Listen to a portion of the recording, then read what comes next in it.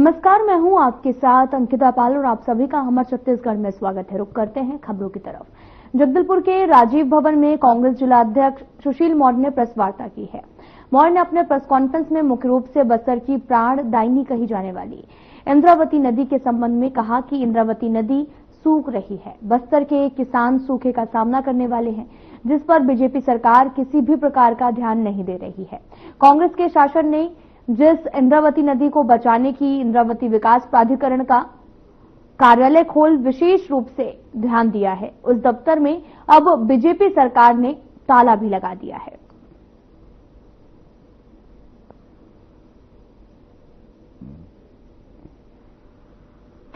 इंद्रावती का जल स्तर सूखने की कगार पर है। किसान परेशान है, किसानों को खेतों तक पानी नहीं जा पा रहा है और अभी ये हाल है तो मई में जो बेजुबान जानवर है वो अपनी प्यास कैसे बुझाएंगे, यह सबसे बड़ा सवाल है। दूसरी बात, इंद्रावती विकास प्राधिकरण के दफ्तर में भारतीय जनता पार्टी की सरकार आने के बाद ताला लगा। यह ताला कब खुलेगा, कैसे खुलेगा, इस पर बस्तर के जल संसाधन मंत्री चिराग कश्यप जी कब चिट्ठी तोड़ेंगे, यह बस्तर वासियों के लिए बड़ा प्रश्न। आप सभी लोग जानते हैं कि तत्कालीन मुख्यमंत्री डॉक्टर रमन सिंह ने 6 मई 2013 जगदलपुर में आकर कहा था कि हम इंद्रावती विकास प्राधिकरण का गठन करें।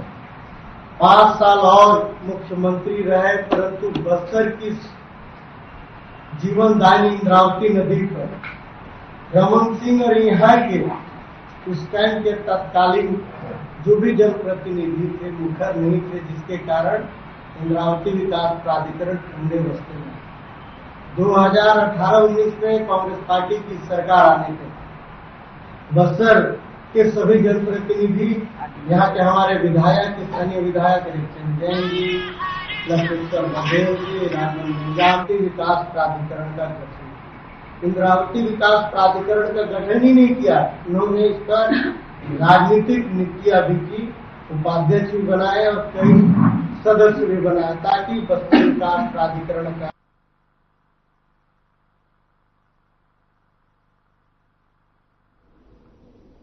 बीजापुर में आंगनवाड़ी कार्यकर्ताओं और सहायिकाओं ने अपनी कई मांगों को लेकर एक दिवसीय जिला स्तरीय धरना प्रदर्शन किया है और सैकड़ों की संख्या में कार्यकर्ता और सहायिकाएं जो हैं वो सुबह से ही एकत्रित होकर सरकार के खिलाफ नारेबाजी करती हुई नजर आई।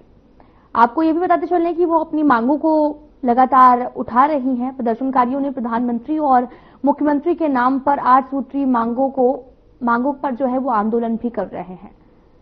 तस्वीरें आपको दिखा रहे हैं जो कि बीजापुर से हैं, जहां पर आंगनबाड़ी कार्यकर्ताओं का धरना प्रदर्शन जारी है। 8 सूत्री मांगों को लेकर मोर्चा खोला गया है।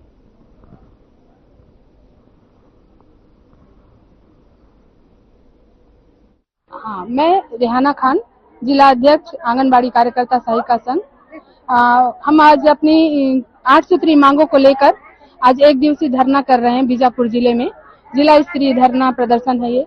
हम सरकार से अपनी मांगों को रखें कि हम जो मोबाइल है पोषण ट्रैकर, जिसमें हमको मोबाइल के थ्रू हम लोगों को हितग्राहियों का एंट्री करना रहता है, जिसमें अभी पहले तो उतना दिक्कत नहीं जा रहा था, अभी क्या है उसमें ओटीपी सिस्टम कर दिया गया है, केवाईसी और ओटीपी।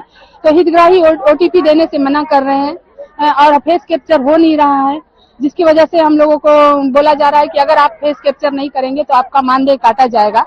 उस संबंध में भी हड़ताल कर रहे हैं हम लोग आज का, क्योंकि ये सब गलत है। हम तो अपना कार्य पूरी ईमानदारी के साथ, पूरी निष्ठा के साथ कर रहे हैं। एक ये पोषण ट्रैकर को सरकार बीच में लाकर हमको दुविधा में रखा हुआ है, क्योंकि हर जगह नेटवर्क नहीं रहता है। इंटीरियर गांव में कार्यकर्ता है बेचारी, वहाँ पे बड़ी मुश्किल से तो वहाँ पे मोबाइल लेकर जा रही है। वहाँ तो अंदर में तो मना भी किया जा रहा है कि मोबाइल लेकर नहीं आएंगी, है, जिसकी वजह से वहाँ पे उनको और ज्यादा दिक्कत हो रहा है। मैदानी क्षेत्र में तो हमें तो दिक्कत हो ही रहा है, साथ में अंदरूनी क्षेत्र के कार्यकर्ताओं को भी बहुत सारी दिक्कतों का सामना करना पड़ रहा है। इसलिए हम लोग चाहते हैं कि पोषण ट्रैकर में जो नए नए अपडेट डाले जा रहे हैं उनको बंद किया जाए। जैसे साधारण पोषण ट्रैकर चल रहा था वैसे ही चलाया जाए, और हमें उसका रिचार्ज भी नहीं मिल रहा है। 500 रुपए उसका रिचार्ज दिया जाएगा बोला गया था शासन से, लेकिन अब तक हम लोगों को मात्र एक ही बार मिला। उसके बाद से आज तक हमको 500 रुपए रिचार्ज नहीं मिला। हम अपने पर्सनल मोबाइल पर ही ये सब कुछ कर रहे हैं। विभाग द्वारा जो मोबाइल दिया गया है एकदम रद्दी मोबाइल दिया गया है। उसमें पोषण ट्रैकर में 5G मोबाइल चाहिए। 5G मोबाइल के बगैर कुछ भी काम संभव नहीं होगा। यहाँ पे 2 GB का मोबाइल मिला है जो जिसमें हम लोगों को पोषण ट्रैकर का कोई भी काम सही तरीके से नहीं हो पा रहा है। ये सब को लेकर हम आज हड़ताल पे हैं। साथ ही ड्रेस के लिए हमको बार बार दबाव बनाया जाता है कि बिना ड्रेस के हम कहीं नहीं जाएंगे। ड्रेस हमको ऐसा मिला है, मच्छरदानी भी फेल है, ऐसा ड्रेस मिला है। ना पेटीकोट दिया गया, ना ही उसका धुलाई भत्ता दिया जाता है, ना ब्लाउज दिया गया, ना कुछ नहीं। तो क्या आंगनबाड़ी कार्यकर्ता केवल साड़ी लपेट के जाएगी क्या? वो 10,000 रुपए में ड्रेस का खर्चा भी उठाएगी, ऊपर से अपना मोबाइल का खर्चा भी उठाएगी? ये तो संभव नहीं है। तो इन सब मांगों को लेकर हम लोग हड़ताल पर आज है। अगर हमारी मांगे अगर सरकार नहीं मानेंगी तो हम जल्द ही संभाग स्तर पर धरना रैली करेंगे। उसके बाद राज्य में भी होगा यह हड़ताल। उसके बाद अगर नहीं मानती है तो हम अनिश्चितकालीन में भी जाने से पीछे नहीं हटेंगे। बजट नहीं हुआ है, कोई जिक्र नहीं हुआ है। बजट भी ऐसा था कि डब्बा, जिसमें हम इतना शासन का काम कर रहे हैं, इतनी मेहनत कर रहे हैं, रात दिन एक कर रहे हैं, उसके बावजूद भी विष्णुदेव सरकार से हम तो बहुत उम्मीद लगा के रखे थे कि ये सरकार हमारे लिए हमको रेगुलर करेगी, हमारा पेंशन भत्ता चालू करेगी, रिटायरमेंट पर हमको जो भी है सम्मान के रूप में हमको जो राशि देगी उससे हम अपना परिवार को अच्छे से पालेंगे, अपने लिए कुछ जमा करके रखेंगे। यहाँ तो सरकार हमारे बारे में कुछ बोली नहीं, ना पेंशन के बारे में बोली है, ना ही हमको पदोन्नति तो दे ही नहीं रही है, जबकि हर विभाग में पदोन्नति होता है। एक आंगनबाड़ी एक ऐसा विभाग है, यहाँ पेपर दो, व्यापम फाइट करो, उसके बाद अगर पास हो जाते हो तो आप सुपरवाइजर बनोगे। क्या आंगनबाड़ी कार्यकर्ता इतनी सक्षम है कि वह व्यापम फाइट करेगी? जबकि ये नियम के विरुद्ध है। जबकि 10 साल कार्य करने के बाद आंगनबाड़ी कार्यकर्ताओं को सुपरवाइजर के पद पर प्रमोशन दिया जा रहा था, उसके बाद उस योजना को बंद कर दिया गया है। उसको चालू करने का हम लोग आग्रह करते हैं, ताकि हमारी कार्यकर्ता बहनें जो MA BA करी हुई है, आज आंगनबाड़ी कार्यकर्ता में 10,000 की सेविका बन के रह गई है। परिवार घुट घुट के जी रहा है, ऊपर से इतना दबाव में हम लोग कार्य कर रहे हैं। ना ही हमको अब तो ऐसा लगता है कि आंगनबाड़ी में पता नहीं हम सही से काम कर पाएंगे या नहीं कर पाएंगे, ये स्थिति आ गई है। दिन ब दिन काम को रिपीट किया जा रहा है, बढ़ाया जा रहा है। केवल महिला बाल विकास में इतना काम क्यों, जबकि अन्य विभाग में भी है, लेकिन उससे ज्यादा डबल ट्रिपल काम हम लोग करते हैं। तो हम लोग सरकार से सहानुभूति पूर्वक मांग कर रहे हैं कि हमारी मांगों को समझे सरकार, हमको हमारी मांगों को समझे, हमें पदोन्नति दे, सीनियरिटी बेस पर हमको तनख्वाह दे। यहाँ आज लगी वाली कार्यकर्ता को भी 10,000 दिया जाता है, 30 साल से कर रही है उसको भी 10,000 दिया जाता है। ये तो गलत है ना। तो उसमें भी वेतन में भी थोड़ा सा गैप दिया जाए कि हाँ सीनियर कार्यकर्ताओं को इतना मान दे और जूनियर कार्यकर्ता को इतना। यहाँ तो सब चीज समान चल रहा है, काम वो भी उतना ही कर रही है, हम भी उतना ही कर रहे हैं, कुछ लाभ नहीं मिल रहा है। इसलिए हम लोग आज मोर्चा लेके बैठे हैं और सरकार से हम लोग आग्रह करते हैं कि हमारी मांगों को सहानुभूति पूर्वक सुने, अन्यथा हम आगे हड़ताल पर जाने के लिए बाध्य होंगे, जिससे हितग्राहियों का घाटा होगा। हमारा केंद्र बंद रहेगा, हमारे हितग्राही कुपोषण की ओर चले जाएंगे फिर। इसलिए सरकार से निवेदन है कि अगला बजट जब भी पेश हो, आंगनबाड़ी कार्यकर्ताओं के लिए एक विशेष बजट बनाए और उनकी मांगों को सुने, नहीं तो हम लोग फिर हल्ला बोलेंगे।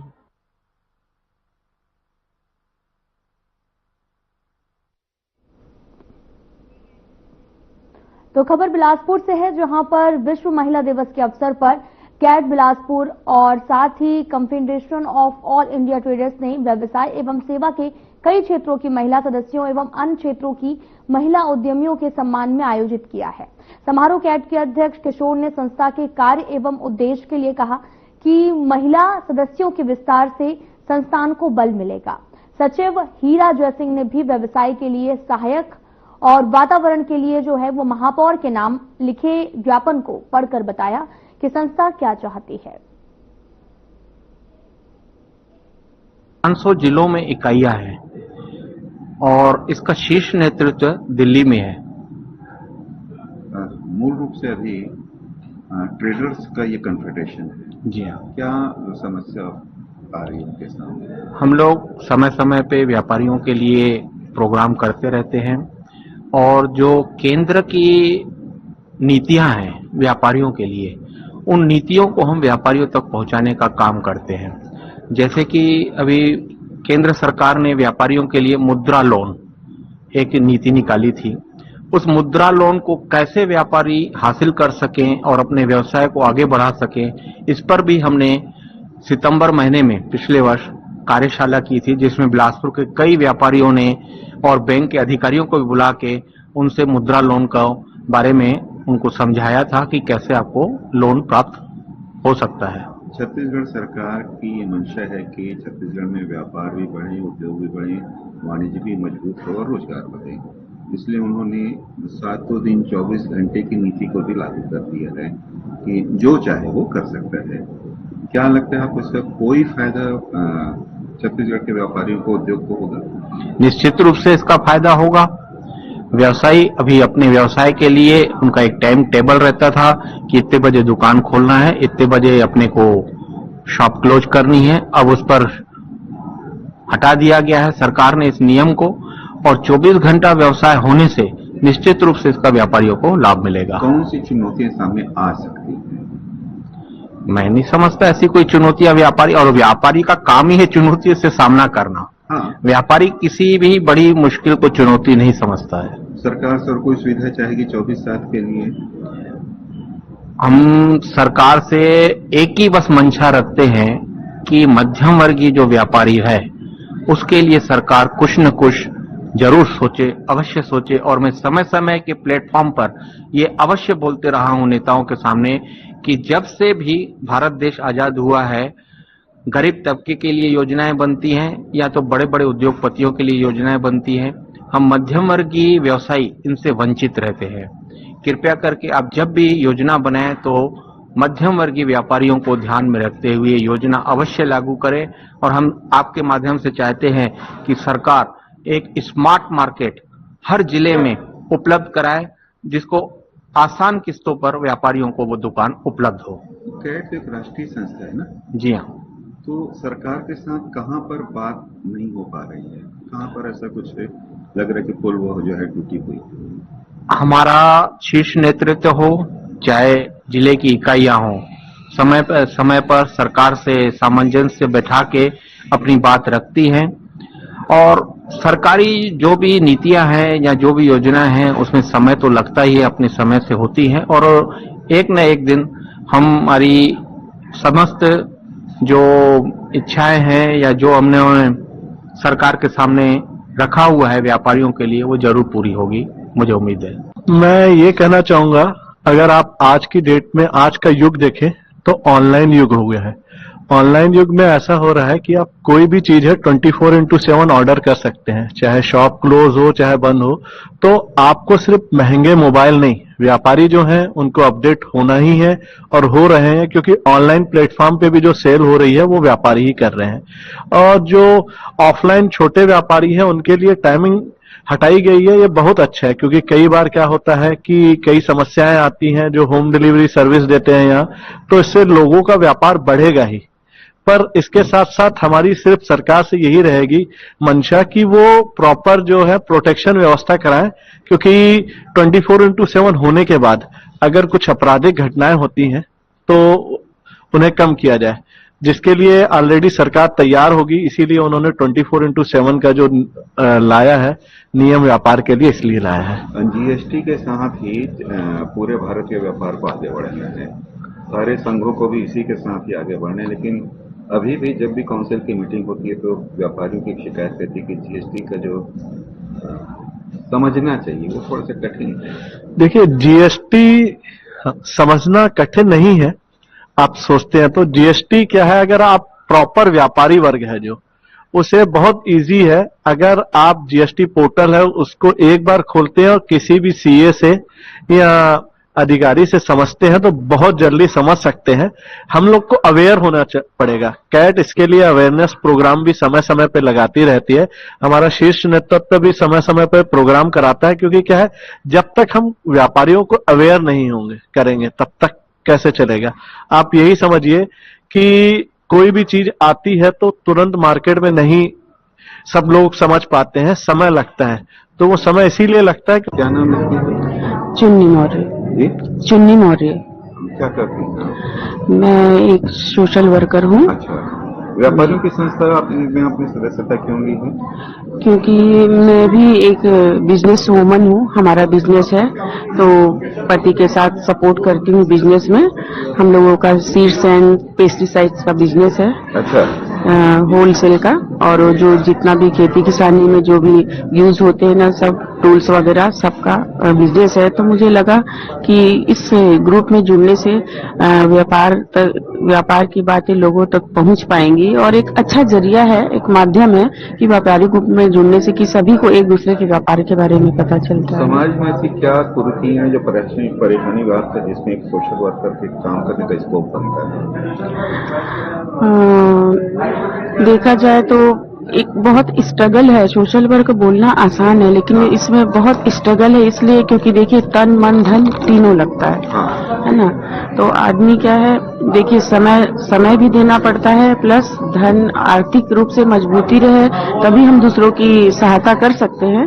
इस पर्पस से भी मैं सोशल वर्क करती हूँ, क्योंकि ईश्वर ने जो कुछ दिया है बहुत है और मैं किसी के काम आ सकूं, तो कोशिश करती हूँ। लेकिन हाँ, परेशानियां आती जाती रहती है, लेकिन परेशानियों से भाग के तो जाया नहीं जा सकता, इसीलिए सबको देखते हुए भी हम कार्य करते हैं, अच्छा लगता है। यहाँ पे जितनी भी महिलाएं अभी जुड़ी है इस कैट से, वो सारी एक ही इंटेंशन से जुड़ी है कि वो अपने प्रोफेशन में, अपने करियर में आगे जाना चाहती हैं। तो कोई भी ऐसी नहीं है जो यहाँ पर गैर व्यवसायी हो। सारे लोग व्यवसाय को ध्यान में रखते हुए या अपने आप को आगे बढ़ाने के ध्यान में रखते हुए ही इस एसोसिएशन से जुड़े हैं। आप क्या करती हैं? मेरा अपना एक एजुकेशनल इंस्टीट्यूशन है, एकेडमी है, फैशन एकेडमी और डिजाइनिंग एकेडमी है, जिसमें बेसिकली मैं डिजाइनिंग के कोर्सेज लेती हूँ। अच्छा, संघ से कभी कोई सहायता मिली?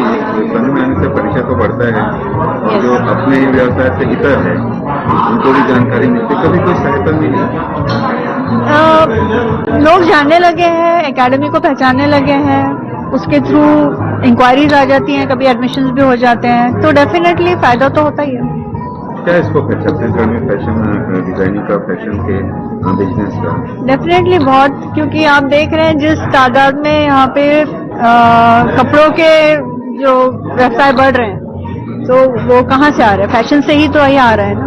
जो उनको डिजाइन करेगा तभी तो वो कपड़े बनेंगे। इंस्टीट्यूशन का नाम क्या है? International design academy, premier creative campus के नाम से नीचे तेलीपारा मेडिकल कॉम्प्लेक्स में ये स्थित है। मेरा नाम सईदा वनक है, मैं फाउंडर एंड डायरेक्टर हूँ प्रीमियर क्रिएटिव कैंपस की, और मेरे पास फ्रेंचाइजी है, इंटरनेशनल फ्रेंचाइजी है, इटली मिलान का एक डिजाइनिंग कॉलेज है, इंस्टीट्यूट दी मोदा बुर्गो। उनसे हम इंटरनेशनली एफिलिएटेड है, जो छत्तीसगढ़ में पहला ही है जो इंटरनेशनल सर्टिफिकेशन दे रहा है फैशन, इंटीरियर, ग्राफिक्स और आर्किटेक्चर के फील्ड। पतले हो जाए और लोग उनको जो बोलते हैं बार बार वो बोलना कम कर दें और अपने आप को वो खूबसूरत देखने पाए, और जब वो अपने आप को ट्रांसफॉर्म कर लेते हैं तो वो लोग ज्यादा फोटो ले पाते हैं। फिर सबसे पहले आपसे क्या पूछते हैं? सबसे पहले वो पूछते हैं कि कितने टाइम में हम वेट लॉस कर लेंगे। उनको परिणाम पहले पूछते हैं? परिणाम पहले पूछते हैं, और ये सबसे गलत बात है जी, क्योंकि हमने एकदम अचानक से उस चीज को अपनी बॉडी को गेन नहीं किया है, वो धीरे धीरे गेन होना शुरू होता है, और लोग उस चीज को ध्यान नहीं देते हैं। वो सोचते हैं कि हम बहुत जल्दी उस चीज को कम कर लें, हम बहुत जल्दी पतले हो जाए, ऐसा सोचते हैं। काउंसलिंग करती हैं आप उनकी जो आते हैं? जी जी, यहाँ पे पूरी बात कहाँ से करती हैं? उनके डाइट से, कि आप क्या डाइट लेते हैं, आपकी एज कितनी है, आप वेजिटेरियन है, नॉन वेजिटेरियन, उनका फूड हैबिट पूछते हैं, और उनकी हेल्थ को पूछते हैं कि उनको कोई डिसीज तो नहीं है, बीपी, शुगर या माइग्रेशन, हाइपर टेंशन, ये सब तो नहीं है, ये सब पूछा जाता है। कंपैरिजन टू बॉयज, गर्ल्स की लाइफ अगर अपन मार्केट जा रहे हैं या किसी बाहर प्लेसेस में जा रहे हैं तो थोड़ी सी डिफिकल्ट हो जाती है। अगर अपन को कहीं ट्रैवल करना है तो बेसिकली मेंस जो है, बॉयज जो है, वो अकेले ट्रैवल कर सकते हैं सेफली रेदर देन गर्ल्स। तो ऐसा चैलेंजिंग तो है। चैलेंजिंग लगता है? Yes yes. लड़कियों का जीवन भी सहज और सरल हो सके तो मुझे लगता है कि मैं हर क्षेत्र से जुड़ी रहूं, इस वजह से मैं इस क्षेत्र यहाँ से जुड़ गई। संघ ये चाहता था कि हमारे संगठन में भी महिलाएं हो जी, और विभिन्न क्षेत्रों से हो, जी जी। कितना समय हो गया आपको इस संघ में? मुझे करीब 2 साल हो रहे होंगे। क्या महसूस किया? काफी अच्छा है, और आज सबसे अच्छी बात है कि पुरुषों के द्वारा महिलाओं का सम्मान किया गया, देश की सारी महिलाओं का सम्मान किया गया। हम सबके लिए बहुत ही हर्ष और खुशी की बात है कि उन्होंने हमारे लिए कार्यक्रम आयोजित किया। तो ये अवसर है कि परंपरा है? परंपरा तो ऐसा मुझे नहीं लगता है, क्योंकि जनरली हम लोग ही खुद ही अपनी महिलाओं। मेरा नाम भारती सालुनके है। मैं एक बुटीक रन करती हूँ। अच्छा। कृति बुटीक। व्यापारी की ये संस्था आपको कितनी सहायता दे पाती है? कब से जुड़ी हैं? मैं अभी जुड़ के यहाँ 1 साल ही हुए हैं, ज्यादा दिन नहीं हुए। एक्चुअली मैं बहुत सारी संस्थाओं से जुड़ी हूँ। प्लस मैं पॉलिटिक्स में भी एक्टिव हूँ और समाज सेवा का भी काम करती हूँ। पॉलिटिक्स में मैं जुड़े 20 साल हो गए हैं। और मैं बीजेपी से बिलोंग करती हूँ। 2010 में मैं वार्ड नंबर 14 विनोबा नगर से पार्षद के टिकट भी मुझे मिली थी। अच्छा। क्या इस संगठन में क्या अच्छा लगा और क्या आपको लगा कि इसमें और होना चाहिए था? नहीं, यहाँ तो सब सपोर्टिव है। और इसमें ये रहता है कि हम पूजा ठाकुर। क्या करती हैं? मैं जिम में ट्रेनर हूँ। अच्छा। आज विश्व महिला दिवस पर महिलाओं का सम्मान किया गया, वो भी जो इस संघ से जुड़ी और वो भी जो संघ से नहीं जुड़ी। जी। कैसा लगा? बहुत अच्छा लगा मुझे यहाँ पर आकर, और बहुत अच्छे से इन लोगों ने सम्मान किया है हमारा और बाकी महिलाओं का। तो बहुत ही अच्छा प्रोग्राम रखे थे ये लोग, बहुत ही अच्छा लगा हमें आकर। जब सार्वजनिक स्थान पे सम्मान मिलता है जी, कैसा महसूस होता है, क्या लगता है? बहुत ही प्राउड फील होता है, अच्छा लगता है, और हमें और मतलब अच्छा लगता है कि हम और आगे बढ़ें और कुछ करें इससे। तो जब जिम में आप ट्रेनिंग देती हैं, जी, कोई देती हैं? नहीं, मेल फीमेल दोनों। क्या चैलेंज सामने आता है? बहुत कुछ सामने आता है। I am a housewife. क्या नाम है? निकिता जयसिंह। निकिता जयसिंह जी। पति आपके क्या करते हैं? मेरे पति फार्मासिस्ट हैं। अच्छा। उनकी मेडिकल शॉप। हाउस वाइफ हैं, तो ये बताएं कि अभी जो नाबालिग बच्चों में सेक्स हिंसा जो बढ़ी है, इसके लिए जो अपराध बढ़ रहे हैं, क्या कारण है? मुझे लगता है यहाँ तो बच्चों को दबा के रखा गया है, तो हो सकता है कि उनको फ्रीडम चाहिए तो ये सब के लिए निकल रहे हैं। यहाँ तो वो किसी को देख के कि ये। मेरा नाम नलिमा सिंह है। मैं एक पर्सनल ट्रेनर हूँ। फिलहाल मैं इंटरनेशनली सर्टिफाइड पर्सनल ट्रेनर हूँ और इंटरनेशनली काम कर रही हूँ। मतलब किस चीज में आपको स्पेशलाइजेशन है, ट्रेनिंग है? मेरा जो स्पेशलाइजेशन है वो ट्रांसफॉर्मेशन में है। किसी भी टाइप के पर्सन को मैं ट्रांसफॉर्म कर सकती हूँ। साथ में मैंने क्लिनिकल न्यूट्रिशन का भी कोर्स किया हुआ है। तो अगर किसी पर्सन को किसी टाइप का कोई डिजीज भी है तो उसको भी कैसे ट्रांसफॉर्म करना है उसका मुझे आइडिया है। देखने में ये आता है कि जो भी सीखने आता है, जो जिम में आता है, हाँ जी, वो मन में एक छवि लेकर के आता है, और जब उसको कहा जाता है कि एक ट्रेनर ले लो तो कहता है नहीं मैं कर लूंगा करके। क्या नुकसान होता है, क्या फायदा होता है? इस चीज की थोड़ी सी कमी है फिलहाल यहाँ इंडिया की। जो रचना थी छत्तीसगढ़ छाँव करे बर मैं छानी बन जाते हो, मर के देवलोक झन जाते हो, कहूँ जन्म झन पाते हो, छत्तीसगढ़ छाँव करे बर मैं छानी बन जाते हो। यह कविता कालजयी कविता है और ये कविता हर किसान के मन में और हृदय में बसती है, क्योंकि इसमें ये जो कविता है इसमें छत्तीसगढ़ की पूरी संस्कृति का वर्णन किया गया है। किसान का जो रहन सहन है, जो पहनावा है, जो उपयोग की सामग्री है, जो खेती के लिए यूज होती है, सारी ऐसी ही चीजों का इस पे वर्णन किया गया है, इनको उपयोग किया गया है, इसी पर कविता बनाई गई है। तो ये कविता खास इसलिए है क्योंकि ओपी चौधरी जी ने पिछले सत्र में 2024 में जब बजट पेश किया था, प्रथम बजट पेश किया था, तो उन्होंने इस कविता के माध्यम। मेरा बॉबी आदिल नाम है। जॉब करती हूँ रिसेप्शनिस्ट का जिम में। आप भी जिम में जाते हैं? क्या करती हैं जिम में? रिसेप्शन का काम करती हूँ। रिसेप्शन में? हाँ। तो कौन से एज के लोग ज्यादा आते हैं वहाँ जिम में? सर एज के तो सभी एज के आते हैं, मैक्सिमम 18 से लेके 16 प्लस। कितने समय से कितने समय का है? मेरा ड्यूटी 4 से 10 रहता है सर शाम को। आपको बहुत तो लगता होगा क्योंकि कुछ इसमें चार्ज तो है नहीं से जॉब में? हाँ लगता है, मतलब जैसे क्लाइंट्स नहीं आते खाली टाइम लगता है, बाकी जैसे क्लाइंट्स आते हैं ना तो ऐसे बात होता रहता है। क्या बातें होती है वैसे नॉर्मली ऐसी बात होती है सर। जो विश्व महिला दिवस मना रहे हैं, पूरा विश्व महिला दिवस मना रहा है, अब पूरा विश्व महिलाओं की चिंतित भी है। क्यों चिंतित है पूरा विश्व महिलाओं की? महिलाओं को हर जगह एक अपना अलग उपस्थिति है, वो अपना हर जगह अपना दर्जा प्राप्त कर रही है। महिलाएं बढ़ चढ़ के, जैसे आज हम लोग महिला अंतर्राष्ट्रीय दिवस के अवसर पर कैट के द्वारा सम्मानित किया गया। यहाँ आने से हम लोगों को ये भी पता चला कि हमारे देश की महिलाएं, 3 महिलाएं हम लोगों को देखने को मिली कि यहाँ पर लोको पायलट, मतलब विभिन्न क्षेत्रों से विभिन्न जगहों पे काम करती हुई महिलाओं से रूबरू हम लोग को आज मिलने का अवसर प्राप्त हुआ। कैसा लगा आज का अनुभव, कैसा रहा? आज का अनुभव तो हम लोगों के लिए एक पहला सत्र था। अभी जो फील्ड में है हम लोग, अभी जैसे मैं खुद बबीता ताम्रकार, मेटल का बिजनेस मेरे यहाँ खुद मैन्युफैक्चरिंग है, तो बर्तन का व्यवसाय खुद अपने मिस्टर के साथ करती हूँ, खुद सेल्फ डिफरेंट। लेकिन यहाँ आने से ये भी और भी चीजें पता चली, क्योंकि मैं अधिकतर व्यापारियों संगठनों में ही बैठती रही। आज कैट के इस प्रोग्राम में आने से बहुत सारी महिलाओं से को देखने को मिला, समझने को मिला, सुनने को मिला कि हमारी महिलाएं आज कहां से कहां तक पहुंच गई और निरंतर वो आगे बढ़ चढ़ के हिस्सा। फिलहाल बुलेटिन में इतना ही। नमस्कार।